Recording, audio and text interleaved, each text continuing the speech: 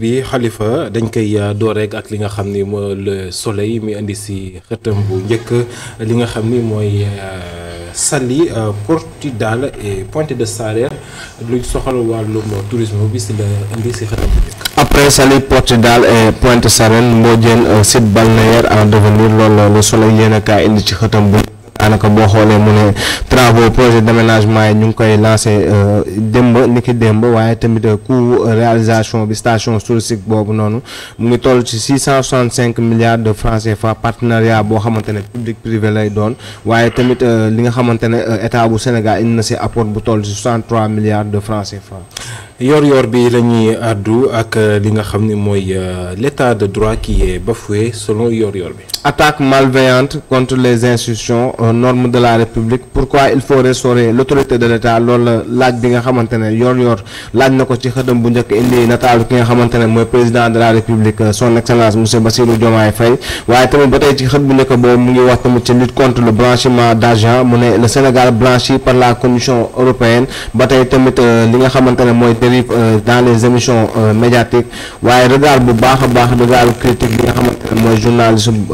journaliste baaxum moom tamit nekkoon liu correct.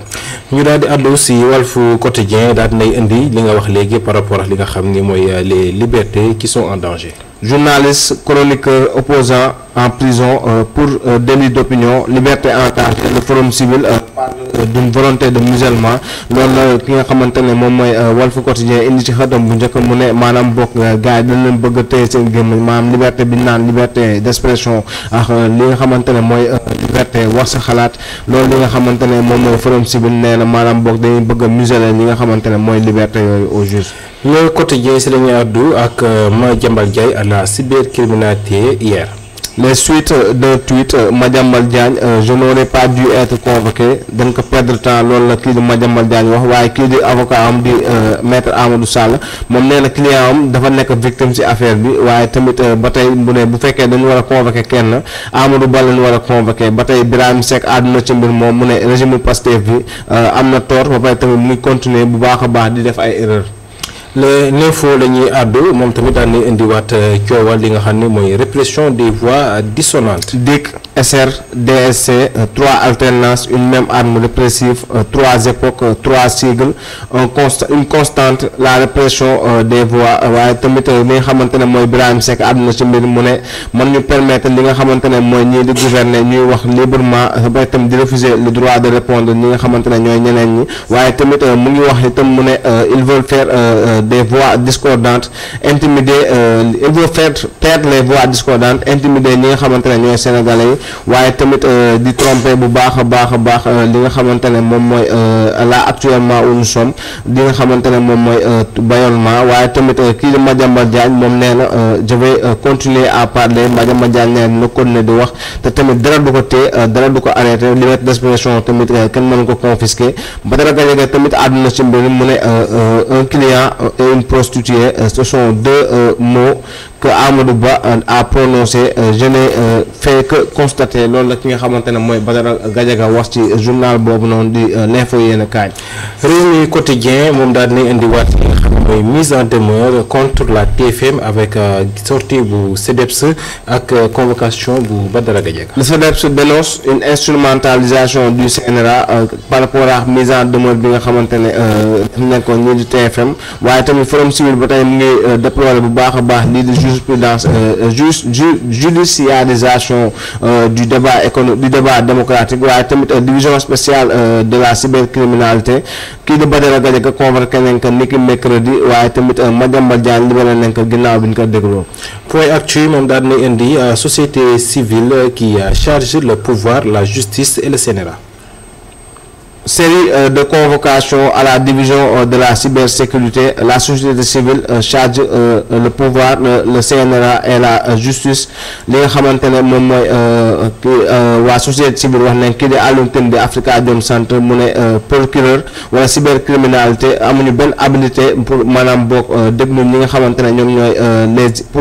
pour faire taire li nga xamante ne moom mooy les idées en démocratie waaye kii di Alioune Tine tamit ba tey wax na tamit mu ne partisan premier ministre Ousmane Sonko Sonko ñi nga xamante ne ñooy pousser le procureur mu arrêté mu détenir wala tamit mu emprisonné moom tamit kii di Badara Gadiaga waaye tamit ak chroniqueur yi nga xamante ne ñooy critiquer premier waa ñoom tamit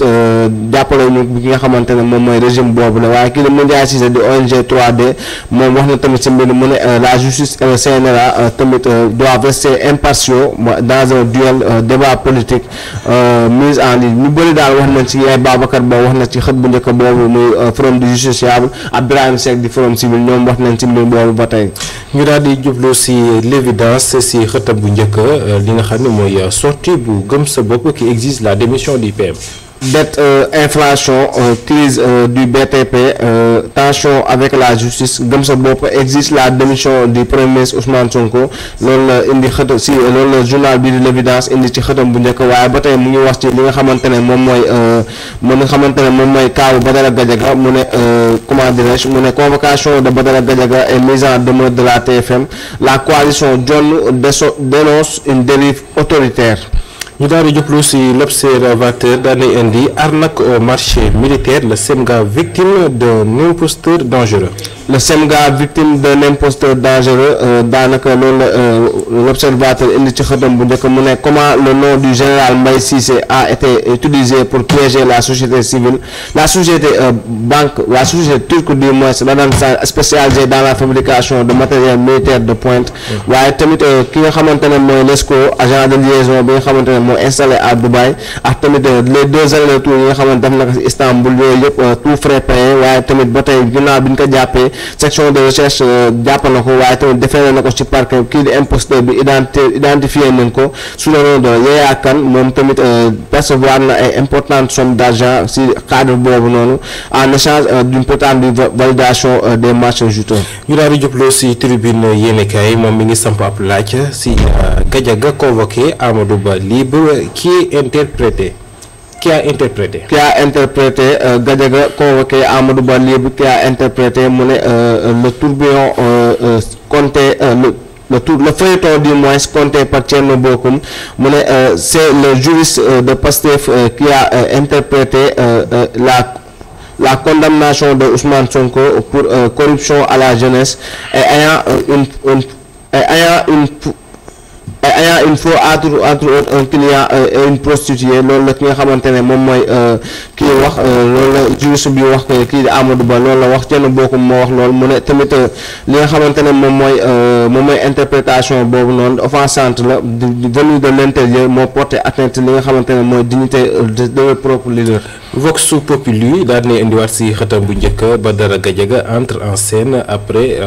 Madiambal Diagne. Convoqué le chroniqueur droit dans ses bottes moom mu ngi wax ne moom dina répondre li nga xamante ne moom mooy convocation boobu mu ne tamit même bu fekkee 100 ans lay def prison sax moo gën li nga xamante ne mooy une seconde de liberté li nga xamante ne amul ci dignité waaye tamit mu ngi wax tamit mu ne il est serein il est zen waaye tamit il n'est routier d'aucun pouvoir li nga xamante ne nee na bu ki nga xamante ne mooy Amadou Ba bu defoon la même chose dina ko waxaat lu gën a rëy waaye mu ne Amadou Ba da ko jox benn coup de poing moom tamit mu répliqué par une uppercut waaye tamit pour loolu moo ko daaneel mu ne aux abois de son parti et lui ont appelé le procureur à la rescousse. ñu daal di jàll ci enquête yéen kay na ci xëtam bu njëkk démocratie liberté publique politisation administration l'éternel recommencement avec Yoro Dia. L'éternel recommencement li nga xamante ne moom mooy ouvrage bi nga xamante ne le Sénégal une démocratie de Sisyphe bi nga xamante ne politologue boobu di Yoro Dia bind na ko mu ne tamit les promesses de rupture aux pratiques d'hier chronique de désententement waaye tamit li nga xamante ne mu ne pourquoi chaque régime finit par produire les mêmes travers kooku la loolu la Yoro Dia wax mooy Yoro Dia tamit mu ngi mettre à nu li nga xamante ne mooy limite li démocratie sénégalaise. ñu daal di jàll ci las yéenekaay daal ne di seqal bu njëkk kii di Tabaski Ngom qui a saisi Ousmane Diagne ministre de la justice. Tabaski Ngom à condition de détention insécurité en cellule injustice refus de soins médicaux inégalité de traitement Tabaski Ngom saisi Ousmane Diagne li nga xam ne mooy ministre de la justice waaye tamit ki nga xamante ne moom moo nekk prison ba moom nee na condition yi mu nekkee dafa jéggi dayo loolu moo waral tamit mu indi waaye tamit ba tey ci xët bu njëkk boobu mu ngi wax tamit ci information bi ñu wax tey suba mu ne Badara Gadiaga convoqué à la cybercriminalité waaye kii di Madiambal Diagne tamit wax na ci mu ne personne ne peut me faire taire loolu la ki nga xamante ne mooy Madiambal Diagne waaye tamit ba tey Birahim Seck di forum du justiciable moom wax na tamit c'est audition tous azimuts à judiciarisation de la politique mu ne Tafa Birahim Seck tape du poing sur la table. ñu daal di jàll si Libération daal di indi ki nga xam ne mooy kilifa diine bi di Serigne Issa Touré en eau trouble. Recherché après une plainte collective pour viol, pédophilie, acte contre nature et détournement de mineurs, Serigne Issa Seck en eau trouble ba tey li nga xamante ne mooy Libération di M.A. Gueye moom moo dans la plainte moom moo ne après s'être déshabillé il m'a expliqué que je devais tester ses seins waaye tamit mu ne SBA moom dans la plainte mu ngi wax tamit ba tey mu ne j'étais totalement à sa merci kii OM Gueye moom tamit mu wax na tamit ci plainte bi mu ne son chambellan m'a dit qu'il m'attendait pour une partie à 3. ñu daal di jàll si wàllu tàggat yaram ak Tribune Sport bi ñoo indi si xët bu njëkk gala des champions ak Jaraaf. Le Jaraaf boucle par une défaite loolay gala des champions waaye ba tey moom moo jël li nga xamante ne moom mooy championnat bi kii di AS Jaraaf waaye tamit ba tey ci xët bu njëkk boobu Tribune Sport mu ngi wax ci Jeux olympiques de la jeunesse JOJ 2026 Dakar 2026 mu ne le comité d'organisation des JOJ fait le point par un média tour. ñu daal di jàll si record daal nay indi li nga xam ne mooy coupe de la ligue demi-finale ce mercredi. Coupe de la Ligue demi-finale ce mercredi choc Génération Foot Walidane Sonacos et AS Pikine la Ligue sénégalaise de football professionnel moom mu ngi wax mu ne ASC Cambérène donte le Jaraaf waaye tamit ba tey ci li nga xamante ne moom mooy CAN Maroc CAN féminin Maroc 2025 deuxième journée les Lions défient la redoutable Zambie. ñu daal di koy jeexale ak Puerto Sport mi daal di indi si xët bu njëkk la coupe du monde des clubs. Coupe du monde des clubs Chelsea brise le rêve de Fluminense et se hisse en finale waaye ba tey ba ñuy wax tamit ci coupe africaine compétition africaine mu ne la CAF double la mise le Jaraaf en profite. ñu ngoog Khalifa ma lay jaajëfal bu baax loolu indi loon si revue des titres bi ñu daal di jàll ci ak ci commenté.